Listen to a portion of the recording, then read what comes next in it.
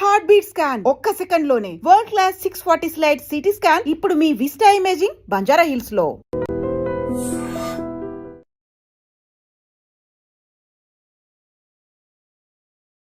Welcome to iDream media. So BP చాలామంది ఈ సమస్యతో ఇబ్బంది పడుతూ ఉన్నారు. చిన్న వయసులోనే 20 years ఆఫ్ ఏజ్లోనే హై బీపీ అనేది ఇబ్బంది పెడుతుంది.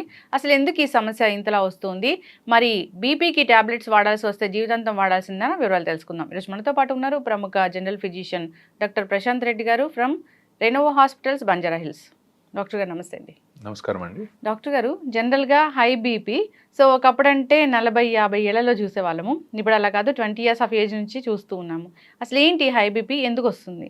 హై బీపీ జనరల్గా రావడానికి 2-3 కారణాలు ఉంటాయండి మెయిన్గా. సో జనరల్లీ ఎప్పుడైనా సరే మనము ప్రైమరీ సెకండరీ కాజెస్ అని చెప్పి చూస్తాం. సో జనరల్గా ఎసెన్షియల్ కాజెస్, ప్రైమరీ కాజెస్ ఏంటంటే మనం ఏదైతే మనం మాడిఫై చేసుకోగలుగుతామో, లైక్ మన ఒబిసిటీ కానివ్వండి, మన తినే లైఫ్ స్టైల్స్ కానివ్వండి, హై షుగర్స్, ఇలా మనం మాడిఫై చేసుకునే వాటిని మనం మాడిఫైయబుల్ రిస్క్ ఫ్యాక్టర్స్ అంటాం. సో ఈ రిస్క్ ఫ్యాక్టర్స్ ఏవైతే మనం మాడిఫై చేస్తామో దాంతో మనం బీపీని తగ్గించుకోవచ్చు.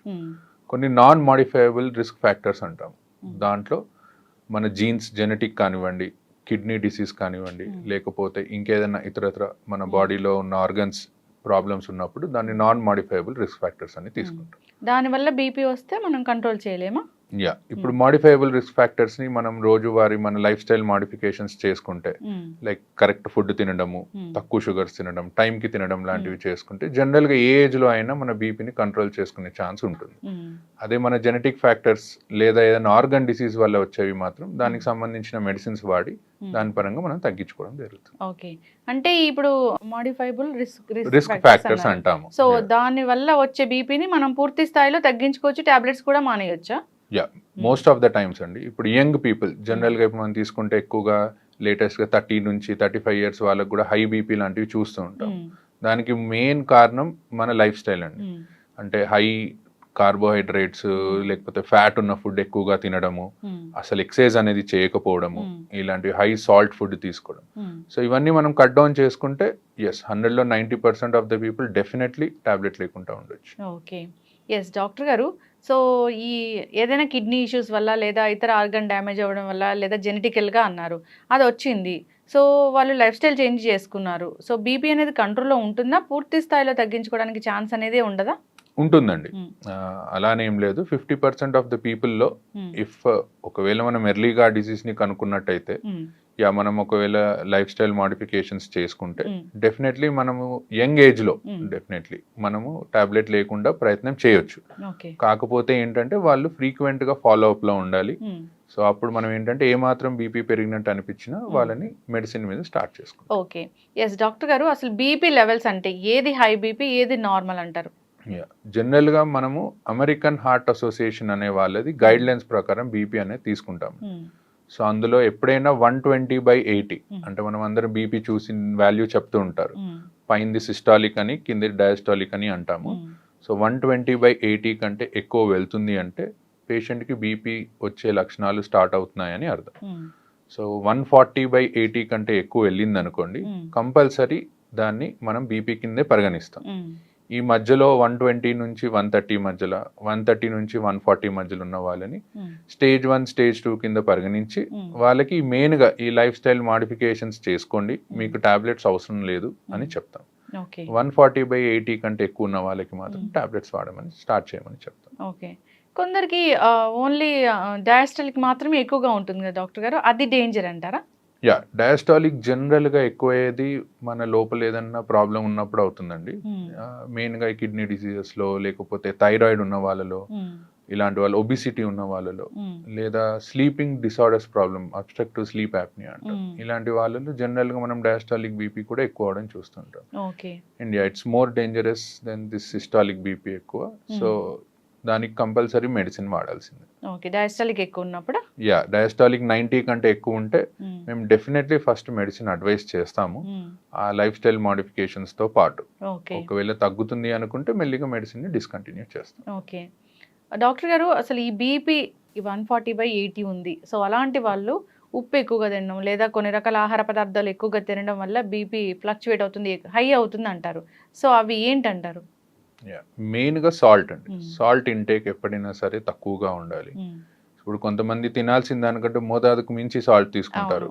సో ఫస్ట్ అది కట్ డౌన్ చేయాలి. దాంతోపాటు హై కొలెస్ట్రాల్ ఉన్న ఫుడ్ని ఎప్పుడైనా కట్ చేయాలి. కొలెస్ట్రాల్ ఎక్కువ అవుతే మన బ్లడ్ వెళ్ళేది తక్కువ స్పీడ్లో ఎక్కువగా వెళ్తుంది. సో ప్రెషర్ అనేది పెరుగుతూ పోతుంది. సో హై కొలెస్ట్రాల్ ఉన్న ఫుడ్స్ కానీ హై సాల్ట్ ఉన్న ఫుడ్స్ కానీ అవాయిడ్ చేసుకుంటే డెఫినెట్లీ మనం ఒక 5 to 10 డిఫరెన్స్ చూడొచ్చు బీపీలో. ఎస్, ఖచ్చితంగా డాక్టర్ గారు. సో డాక్టర్స్ టాబ్లెట్స్ ప్రిస్క్రైబ్ చేశారు. సో ఏ టైంలో, అంటే ప్రతిరోజు ఒకటే టైంలో వేసుకోవాలా, ఎప్పుడైనా టైం మారితే ఏమైనా ప్రాబ్లమా? సో టాబ్లెట్ వేసుకున్నామా లేదా అని మర్చిపోయి ఇంకో టాబ్లెట్ వేసుకుంటే ఏం జరుగుతుంది? జనరల్గా మన బాడీకి ఒక లైఫ్, మనకి ఎలా అయితే లైఫ్లో ఒక క్లాక్ లాగా ఉంటుందో మన బాడీకి కూడా ఒక క్లాక్ ఉంటుందండి. ఆ క్లాక్ ప్రకారమే మన హార్మోన్స్ రిలీజ్ అవ్వడము, మరి పనిచేయడం లాంటివి ఉంటాయి. సో అందుకే జనరల్గా either mornings or evenings we advise. So either morning before 9 o'clock అట్లా లేదా 10 o'clock లోపు, ఈవినింగ్స్ అది అడ్వైస్ చేస్తాం. సో టైం ప్రకారం తీసుకుంటే ఏంటంటే మన బాడీకి సర్కేడియన్ రిథమ్ అని ఉంటుంది, దానికి బాడీకి అడ్జస్ట్ అయ్యి టాబ్లెట్ సరిగ్గా పనిచేస్తుంది. టాబ్లెట్ సరిగ్గా తీసుకోకపోవడం అంటే కొంతమంది ఒక రోజు తీసుకుంటారు, 2 రోజులు తీసుకోరు, మళ్ళీ తీసుకుంటారు. సో దానివల్ల మోర్ డేంజర్ దాని టాబ్లెట్ తీసుకోకపోవడం. సో దానివల్ల ఏమవుతుందంటే బాడీకి పని చేయాలా పని చేయొద్దా అనే దాంట్లో పడిపోయి టాబ్లెట్ పనితనం ఇంకా తగ్గిపోతుంది. ఓకే, అంటే ఒక రోజు 2 రోజులు తీసుకోవడం మానేస్తే మళ్ళీ తర్వాత స్టార్ట్ చేస్తే అలా అంటే దాన్ని ఫ్రీక్వెంట్ గా చేస్తే ఎప్పుడన్నా ఒకసారి అనేది అందరూ మర్చిపోతారు, that's okay. But maximum times మర్చిపోకుండా రోజు వేసుకోవడం is better option. Yes doctor గారు, ఫీవర్స్ వచ్చినప్పుడు నార్మల్గా డోలో అలాంటివి వేసుకుంటూ ఉంటారు. సో అది డాక్టర్ దగ్గరికి వెళ్ళే పని లేకుండా ఇంట్లో over the counter of medicine వాడుతూ ఉంటారు. సో హై బీపీ ఉన్నవాళ్ళు ఇలాంటి డోలోలు వేసుకోవచ్చా?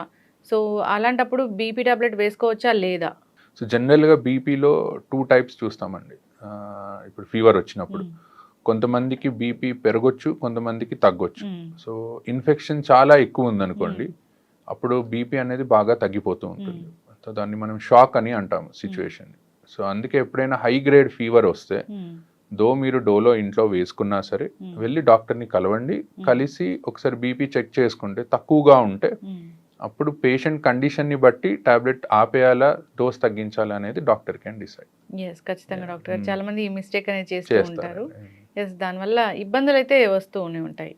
ఎస్, ఏదైనా ఒక ఇష్యూ వచ్చినప్పుడు అప్పుడే కొత్తగా టాబ్లెట్స్ స్టార్ట్ చేశారు బీపీ టాబ్లెట్స్ అన్నప్పుడు ఇంట్లో మానిటర్ చేసుకోండి, మార్నింగ్ ఈవినింగ్ బీపీ లెవెల్స్ అని అంటారు. సో ఆ బీపీ లెవెల్స్ మానిటర్ చేసుకున్నాక నెక్స్ట్ ఎలాంటి టాబ్లెట్ రాయాలి, తక్కువ రాయాలా, డోసు ఎక్కువ రాయాలా అలా చెప్తూ ఉంటారు కదా డాక్టర్ గారు.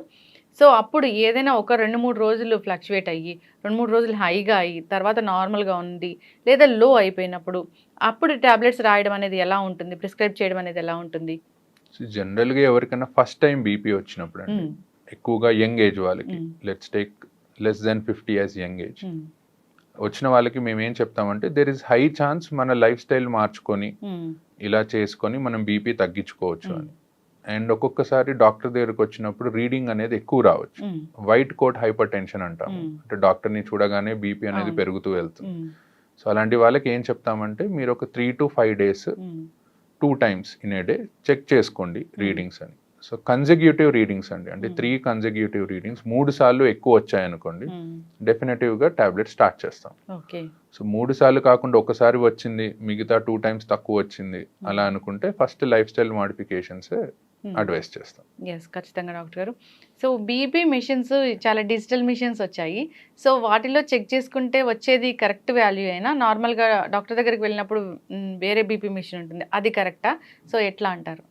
ఎలక్ట్రానిక్ మిషన్స్కి మేము చూసే మిషన్స్కి ఏంటంటే మెర్క్యూరీ ఉంటుందండి మేము చూసే మిషన్స్లో, it's much more accurate. Electronic మిషన్స్లో ఒక 5 mm వరకు డిఫరెన్స్ ఉంటుంది. బట్ మెయిన్గా మిషన్ కంటే ఎక్కువ చూసే పొజిషన్ అండి, చూసే టైం. సో ఎప్పుడైనా సరే బీపీ మిషన్ అనేది మన లెవెల్ ఆఫ్ హార్ట్ దగ్గరికి ఉండాలన్నమాట. సో ఎవరన్నా కూర్చొని బీపీ చూసుకుంటున్నారు అనుకుంటే బీపీ మిషన్ ఒక టేబుల్ మీద పెట్టి మన హార్ట్ లెవెల్లో ఉండేటట్టు, పడుకున్నప్పుడు మన పక్కన హార్ట్ లెవెల్లో ఉండేటట్టు చూసుకోవాలి. సో అలా చూసుకుంటే 90% ఆఫ్ ద టైమ్స్ రీడింగ్స్ కరెక్టే వస్తాయి. అండ్ మీరు అన్నట్టు దీనికి అండ్ మనం ఇంట్లో చూసుకునే ఎలక్ట్రానిక్ మిషన్స్కి ఒక 5 mm వరకు డిఫరెన్స్ ఉంటుంది. అండ్ బోత్ హ్యాండ్స్లో కూడా మీరు ఒకవేళ చూసినా at same time 5 to 10 mm of HG difference అనేది ఉంటుంది. ఎస్, ఖచ్చితంగా డాక్టర్ గారు. ఏదైనా కానీ ఈ బీపీ వచ్చినప్పుడు జాగ్రత్తలు తీసుకోవాలని కోరుకుందాం. చాలామంది ఫాలోఅప్స్ కూడా వెళ్ళరు, సంవత్సరాల తరబడి అదే మందులు వాడుతూ ఉంటారు. సో అలా వాడటం కూడా డేంజరే కదా డాక్టర్ గారు? యా అండి, most important thing is follow up అండి. సో బికాజ్ ఏంటంటే కొన్ని టాబ్లెట్స్ కొన్ని కండిషన్స్లో డిస్కంటిన్యూ చేస్తాం. సపోజ్ ఒక 50-year పర్సన్కి మనం టాబ్లెట్ స్టార్ట్ చేసాం అనుకోండి, బై 60 years వచ్చేసరికి ఆయనకి వేరే ఏదైనా కాంప్లికేషన్ ఏదైనా ఉండొచ్చు. ఏజ్ పరంగా కిడ్నీ ప్రాబ్లం ఉండొచ్చు, డయాబెటీస్ వచ్చి ఉండొచ్చు, హార్ట్ ఇష్యూ వచ్చి ఉండొచ్చు. అలాంటప్పుడు ఆ టాబ్లెట్ కంటిన్యూ చేయాలా డిస్కంటిన్యూ చేయాలా అనేది మేము కండిషన్ని బట్టి మారుస్తూ ఉంటాం. సో ఫ్రీక్వెంట్ ఫాలోఅప్స్, ఎక్కువగా కుదరకపోయినా అట్లీస్ట్ ఒక 3 to 4 monthsకి ఒక్కసారైనా డాక్టర్ని వెళ్ళి కలవడం, ఏం టాబ్లెట్స్ వాడుతున్నారో చూడడం, అండ్ ఫ్రీక్వెంట్గా కిడ్నీ చెకప్ అనేది ఒకటి చేయించుకుంటూ ఉంటే బెటర్. బీపీ ఉంటే కిడ్నీ కూడా ఫెయిల్ అవుతుందని చెప్తారు కదా డాక్టర్ గారు? యా, జనరల్గా ఏంటంటే ఏ బీపీ కానివ్వండి, డయాబెటీస్ కానివ్వండి, మన బాడీలో కిడ్నీని, హార్ట్ని, ఐస్ని ఒకవేళ ఎక్కువగా ఉన్నాయి అనుకోండి లెవెల్స్, డ్యామేజ్ చేస్తూ ఉంటాయి. సో ఇవి లాంగ్ టర్మ్గా బాడీలో మనకి ఎర్లీ ఏజ్లో బీపీ వచ్చినట్టయితే లాంగ్ టర్మ్గా కాంప్లికేషన్స్ వచ్చే ఛాన్స్ ఎక్కువగా ఉంటుంది. కానీ మనం ఫ్రీక్వెంట్గా ఒకవేళ చెకప్ చేయించుకొని టాబ్లెట్స్ కరెక్ట్గా వాడితే మాత్రం మోస్ట్ ఆఫ్ ద టైమ్స్ ఎవరికి కిడ్నీ డిసీజెస్ అనేవి రావు. బీపీ పేషెంట్స్ని తీసుకెళ్ళినప్పుడు డాక్టర్స్ అడుగుతూ ఉంటారు, బ్లర్ విజన్ ఏమైనా ఉందా మీకు అని. అది ఎందుకు డాక్టర్ గారు? బేసికల్గా హైపర్టెన్సివ్ రెటినోపతి అని అంటామండి. అంటే హై బీపీ ఉండడం వల్ల ఐస్ డ్యామేజ్ అవుతూ ఉంటాయి, ఆ రెటీనా అనేది డ్యామేజ్ అవుతూ ఉంటుంది. అండ్ సో దానికోసం ఏంటంటే ఎవరైనా కొత్తగా బీపీ డయాగ్నోస్ అయిన వాళ్ళు, హై బీపీతో డయాగ్నోస్ అయిన వాళ్ళకి ఫస్ట్ వెళ్ళి ఒకసారి ఐ చెకప్ చేయించుకోమని చెప్తాం. ఎందుకంటే మనకి ఎన్ని రోజుల నుంచి హై బీపీ ఉందనేది తెలియదు, ఎంత డ్యామేజ్ అయిందనేది తెలియదు. సో ఒకసారి చెక్ చేయించుకొని దాని తర్వాత దెన్ వి గో అహెడ్. ఖచ్చితంగా డాక్టర్ గారు జాగ్రత్తలు అయితే తీసుకోవాలని కోరుకుందాం, ఫాలోఅప్కి వెళ్ళాలని కోరుకుందాం డాక్టర్ గారు. సో బీపీ అంటే అదేం చిన్న విషయం కాదు. సో అది కంట్రోల్లో లేకపోతే ఆర్గన్స్ అనేవి డ్యామేజ్ అవుతాయి, కాబట్టి జాగ్రత్తలు తీసుకోవాలని కోరుకుందాం. చాలా చక్కటి ఇన్ఫర్మేషన్ అండి, ధన్యవాదాలు. Thank you.